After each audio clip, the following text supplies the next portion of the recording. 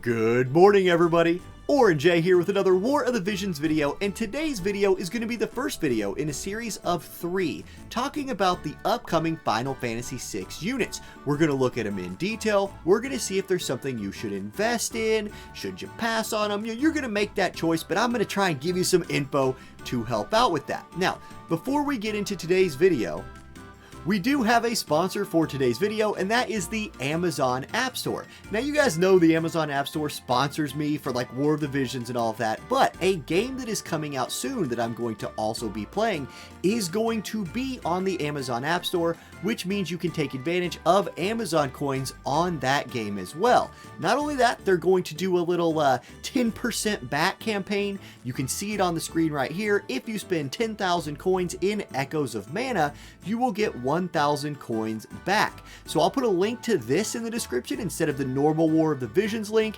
If you scroll down, it kind of tells you, like, here's a link to purchase coins. It shows you how to install the App Store, the normal stuff on here. You guys have seen it. You guys know about it. I'm just excited that I'm going to get to play Echoes of Mana on Amazon so I can save that money. And if you use my link, it does directly support my channel, so thank you for sponsoring this video, Amazon, and now let's get back to the content.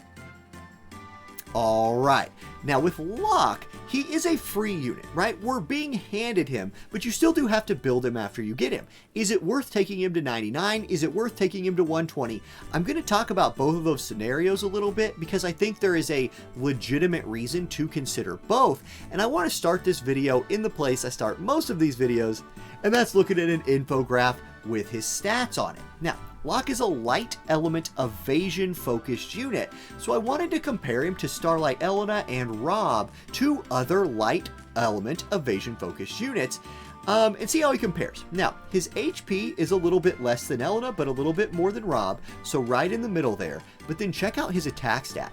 591 base attack on this guy. That is more base attack than Elena is bringing with her base magic, and it is way more base attack than Rob is bringing in with just his 409. Rob does a lot of damage. If you've ever fought a Rob, if you've ever used 120 Rob, he is a very good damage dealing light evasion unit. He's scary.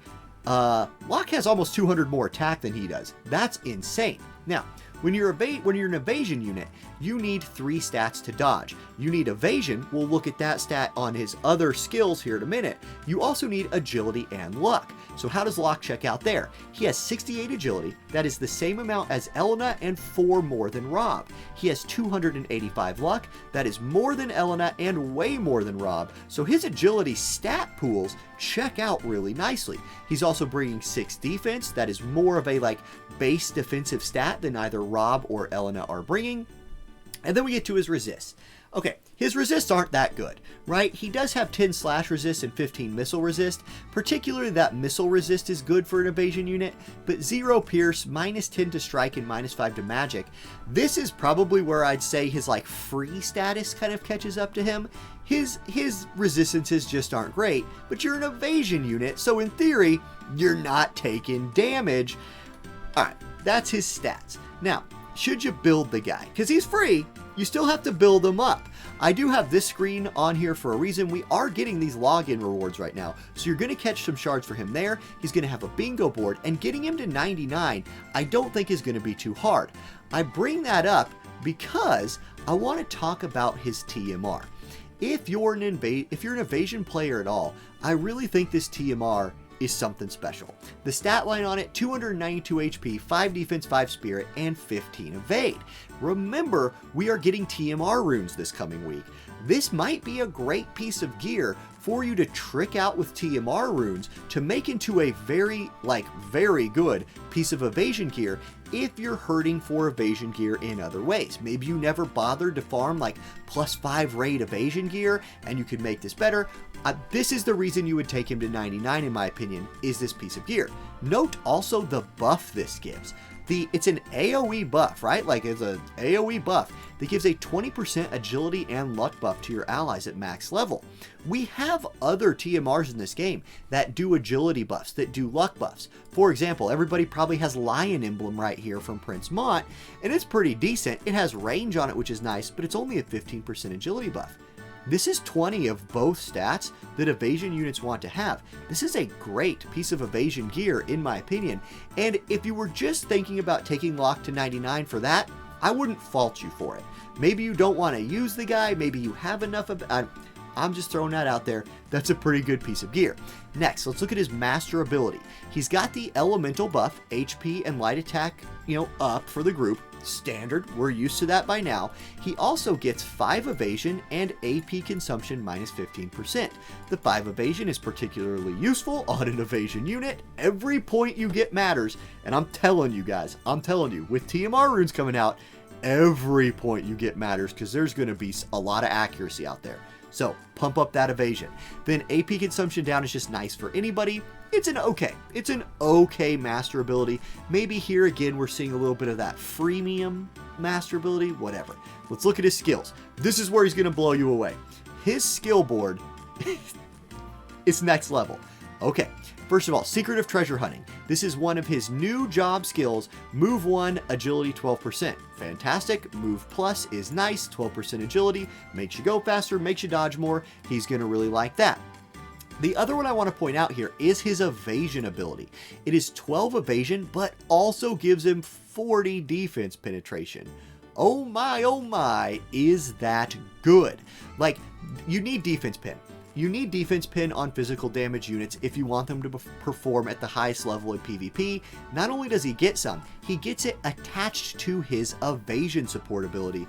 Super good. If you we're looking at other things, you can get some accuracy here for PvE builds, which he's going to shine in PvE as well. You could run something like Secret Blade of the Night, or not his Nightblade one. This will give you straight attack and accuracy while decreasing evasion. So you wouldn't run this on an evasion build. You could also get more attack from Fighting Spirit if you wanted to as well. So you have good options here for both PvP and PvE. We'll address more of the PvE here in a minute. Okay, counter abilities. Guess what? He's got reflex. You just throw that on there and then boom, you are sleeping cozy at night in the knowledge that you have the best reflex move, the best counter move, in the game. Reflex equipped, and like, you're already an evasion unit. So on the off chance you weren't going to dodge, maybe you just proc reflex too. Who knows? It doesn't matter. It's OP. It's a great move. Forget about the rest of them. Like, I literally don't even look at them. I see reflex, I equip reflex. I'm a simple man who likes his OP reflex skills on my units, but not on the units that I'm fighting. Let's look at his main job. Okay, his cheap ability, Chakram is what it's called here on the JP side. 6 cast, 14 AP, so real cheap. It is an attack debuff, 121% modifier. It does get an upgrade to break physical targets for the barrier, and the damage goes up to 165%, and it also still decreases attack. This is interesting because a lot of times you don't see units when they're getting those EX upgrades, getting their what I call auto attack move upgraded, right? It's like every unit has one of these really cheap to use moves that a lot of times is kind of a throwaway PvE move when you just need something cheap. This becomes really good. Barrier break, higher damage, and an attack debuff, like that's a legit move. At 14 AP, I like that a lot. Okay, he gets Camouflage. This is a self-only buff. This is his evasion plus 25 buff for himself, and an attack steroid 40%. Really nice for the evasion guy. You have AP Hunt right here. Let's skip ahead to the EX upgrade and check out what this does. It is a ranged AoE attack, range 3, hits and across, decreases AP for the target by 15, and then restores 15 AP to Locke. The EX upgrade here, what that is doing is giving you an extra cast and upping the AP restored by 5 from 10 to 15, so you're straight up just stealing 15 AP from the target while doing AoE damage. Really nice. Really good attack right here. Another one. Despair Dagger, or Dispel Dagger is what this is. Dispels all buffs, dispels hate, 200% damage, single target. It's a hard hitter. This is a hard-hitting single target move that will also have the added benefit of debuffing the target. Again, when you're thinking of debuffing, a lot of times the best thing that gets debuffed is hate on a tank, which opens your team up to kill the squishies. That's pretty cool. Adventurer's Wisdom. This is his group buff. He's got to stand next to his allies. 3 uses, single target resist plus 15 for allies, and chance to counter doesn't activate for 3 turns for allies. So you're giving your allies here 15 single target resist and a 50% chance to not proc the enemy's counter ability. It's pretty good. I think if I'm running Locke as an evasion unit, I would prefer he casts his evasion buff first, but if you're running him with a group that can, AoE evasion buff him, like maybe you have Rob give him illusion or something like that, this could be a nice follow-up to that, or a nice way to get Locke to group with your team before he goes into fight, and it's a really good buff. Like, the buff is good. So there we go. Then Phoenix Help, this is his job level 25 ability, grants auto restore AP 5% 3 turns for self. So it's a low AP restore, sort of like Eldoa's apron levels, right? Then, here's the kicker, 200% chance to auto revive for self. So he can give himself re-raise. Yup, he can start a fight out with re-raise. Like, look how hard this guy is to kill. Re-raise. He's an evasion unit, and he has reflex. Like, here you go. Have an OP evasion unit for free, Global. This guy is broken. Okay, Treasure Hunter, his sub job, he has a CT decrease and a slow. Now, we're going to start talking now about PvE, because I think he could be great for light slashing PvE teams, and let me tell you why. You have a couple good options here. I'm actually going to skip ahead to his limit break first. His limit break is a slash resistance debuff, counter chance off. So he has access to a crucial slash resistance debuff, which is very important for trials bosses, for guild raid bosses. Like, a lot of times when you're going for a max score, when you're trying to clear stuff really fast, debuffing the resistance of the target's really important. He has a 38% debuff on his limit break. Cool. Checkbox number 1. If you wanted to use him to chain, you could use him as a Nightblade. He has a 3-hit, 4-use Drain Rush here. You've probably used this before, so he has a multi-hitting slash attack. That's really cool. And then, if you look at his Treasure Hunter job, he has a TP skill. Now, you couldn't run his Nightblade sub to use this, but a CT decrease with a slow on it could be very, very powerful for chaining bosses if they are not immune to CT down and slow. That's 2 great things packed into one skill. Sign me up, dude. This guy's looking real good to pair with, any of your other light slashers. Lucio Locke might be the freemium light slashing duo that we didn't know we needed. And if you run this and you have the Halloween Vision card, that would still give him access to a 3-hit chainer because he does have a greatsword subjob here in Nightblade. So, okay, that's Locke. That's the preview for him here. And I think he probably is the best free unit we've gotten in Global. We get good ones, right? Like Titus, really, really good. Lucio's really good.